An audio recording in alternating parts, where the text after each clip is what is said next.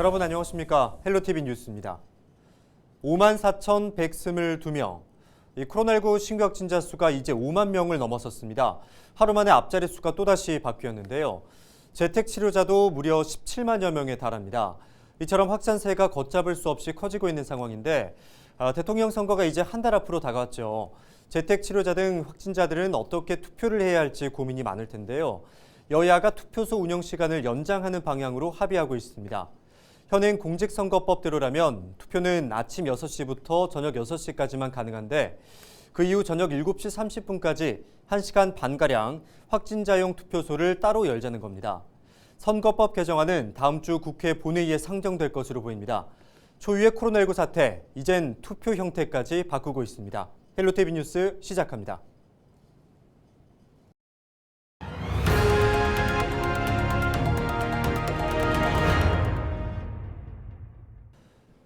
(10일) 0시 기준 코로나19 신규 확진자는 대구가 2,329명, 경북이 1,818명입니다. 대구는 이틀 연속 2,000명대를 기록했으며 수성구에 있는 의료시설 2곳에서 19명, 수성구와 달서구의 요양시설에서 17명이 확진됐습니다. 지역별로는 달서구에서 576명, 북구에서 489명 등으로 나타났습니다. 경북에서는 포항 344명, 구미 284명 등 22개 시군에서 확진자가 발생했습니다. 10일부터 코로나19 재택관리지원 상담센터가 운영에 들어갔습니다.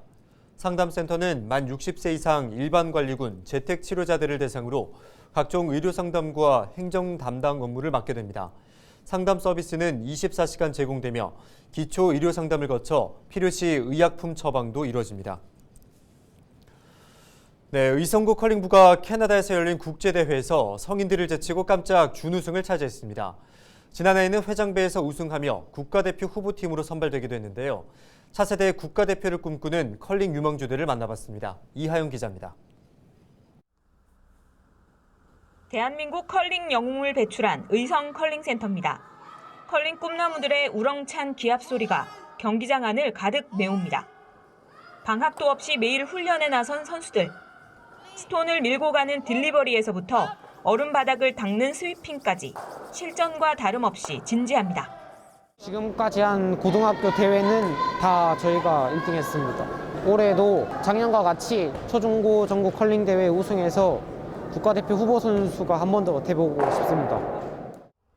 지난해 회장배 대회와 믹스더블 남녀 혼성 대회 정상에 올랐던 의성고는 지난달 캐나다에서 열린 국제대회에서도 성과를 거뒀습니다. 캐나다 전지훈련 가서 PCC 남자 대회에서 성인부 선수들이랑 다 같이 해서 준우승을 하고 왔습니다. 올해의 목표는 나머지 있는 대회들 다 정관왕하는 게 목표고 앞으로의 목표는 국가대표가 되는 게 저의 목표입니다. 선수 개개인의 노력은 물론 지도자들의 헌신과 지역사회의 적극적인 관심과 지원이 좋은 성적을 낼 수 있었던 원동력이 됐습니다.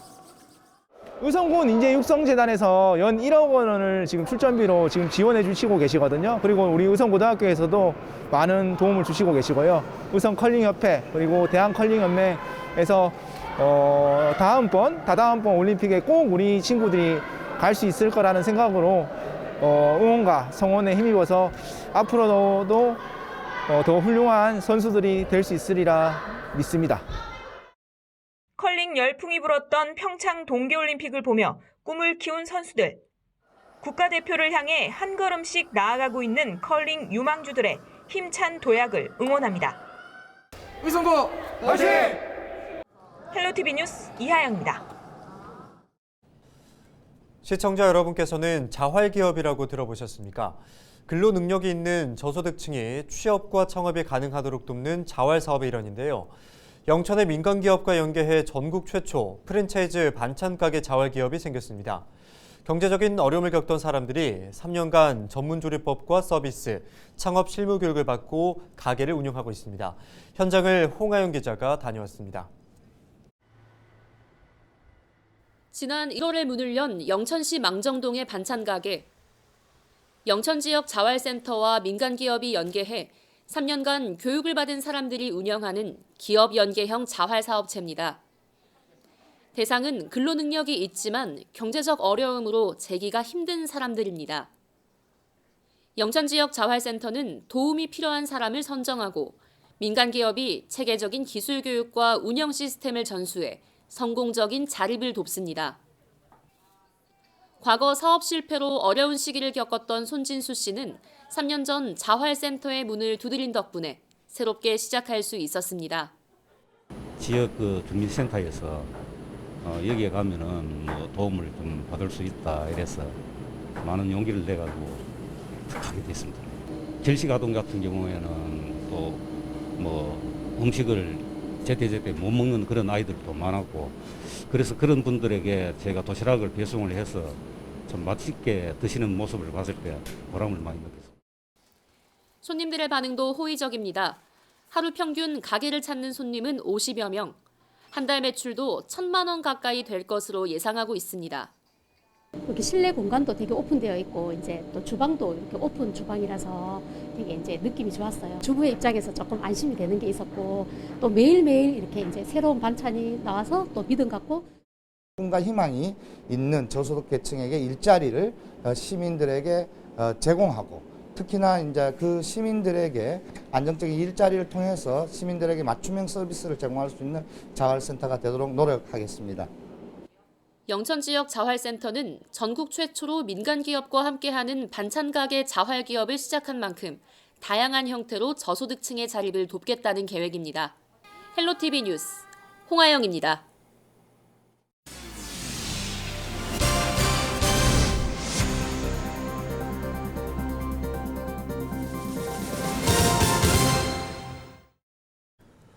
군의군의 대구 편입안이 다음 임시국회로 넘어가게 됐습니다. 10일 국민의힘 김기현 원내대표 주재로 국회에서 열린 대구 경북 국회의원 간담회에서 참석한 의원들은 모두 군의군 대구 편입에 찬성한 것으로 알려졌습니다. 하지만 물리적인 시간이 촉박해 법안 처리에 시간이 걸리는 만큼 이르면 3월에 열리는 임시국회에서 법률안이 처리될 수 있도록 힘을 모으기로 했습니다. 한편 군의군 편입에 반대 입장을 밝힌 김형동 의원은 코로나19 확진자 접촉으로 회의에 참석하지 않았습니다. 국토균형발전과 경북 북부권의 발전 방안을 모색하기 위한 자리가 마련됐습니다. 경북 북부권 발전 포럼은 안동문화예술의 전당 국제회의장에서 김병준 전 국민의힘 상임선대위원장을 초청한 간담회를 개최했습니다. 경북 북부 지역 기초의회 전현직 의장 등으로 구성된 경북 북부권 발전 포럼은 지난해 8월 창립 이후 강연회와 세미나 등을 통해 국토균형 발전을 위한 정책 대안을 제시하고 있습니다. 대구시가 특광역시 최초로 어린이집 성면 처리 지원 사업을 펼칩니다. 이 사업은 발암물질인 성면이 포함된 건축 자재를 철거해 어린이들의 건강을 지키고 안전한 생활 공간을 조성하기 위한 것으로 올해 2억 4천만 원을 들여 어린이집 40여 곳을 대상으로 진행됩니다. 성면 해체와 처리 비용은 성면 면적 1제곱미터당 4만 원을 전액 지원하며 개량비는 최소 100만 원이 지원됩니다. 신청 기간은 오는 21일부터 4월 29일까지입니다. 네, 17년 만에 안강 중앙도시계획도로 공사가 마무리됐습니다. 이 사업으로 안강 사거리부터 3대 3거리까지 안강 중앙로 3.2km 전 구간이 왕복 4차선으로 확장됐습니다. 이 도로는 경주 안강읍을 동서로 관통하는 중심도로였지만 도시 성장과 교통량 증가로 정체가 빈번했고 토지 보상과 예산 확보 등 행정적인 어려움으로 공사 기간까지 길어져 주민들이 불편을 겪어왔습니다. 경주시는 안강읍 주민들의 교통 인프라가 획기적으로 개선될 것으로 기대했습니다. 3월 9일 치러지는 제20대 대통령 선거에서 자택 등 거주하는 곳에서 우편으로 투표하려면 오는 13일까지 반드시 거소투표 신고를 해야 합니다.